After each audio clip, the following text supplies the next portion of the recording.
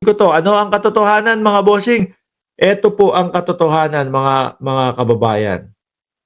Eto, ayan ang katotohanan. Nakasaad po dito sa balita ng DZRH, no?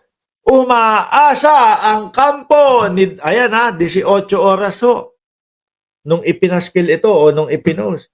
Umaasa ang kampo, no, ni dating Pangulong Rodrigo Duterte, na ilalabas ang International Criminal Court, no? Ulitin ko nga, umaasa ang kampo ni dating Pangulong Rodrigo Duterte na ilalabas ang International Criminal Court ngayong Hulyo o July ho, mga kababayan. Sakto nyo nga ng birthday ko. Ay! Wala nga magbe-birthday. No? Nabubuka tayo ni Chris Rose, ni Madam Chris Rose. Diba?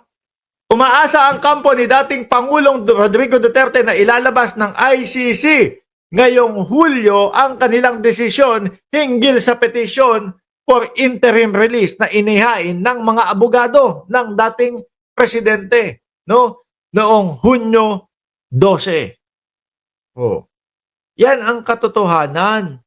Walang katotohanan yung sinasabi, mga kababayan, na lumabas na, makakalaya na, palalabasin na. Diba? Ayon kay Nicholas Kaufman, ang abogado ni Duterte, posibleng maililipat ang dating Pangulo sa isang bansang kasapi ng ICC bago matapos ang buwan. Kaso, yung mga bansa yatang kinakausap nyo, ayaw. Paano yun? Paano maaaprubahan to? Di ba? Tsaka po, yung prosecution, mga kababayan, ang iginigiit nila, pag sinabi ng kampo ni Duterte, pag sinabi ng bansa na yun na pupuntahan nila, wala na. Ayaw na namin, no? Na sumapi pa dyan sa ICC. Di maaari po na hindi na mabawi ang dating Pangulong Duterte.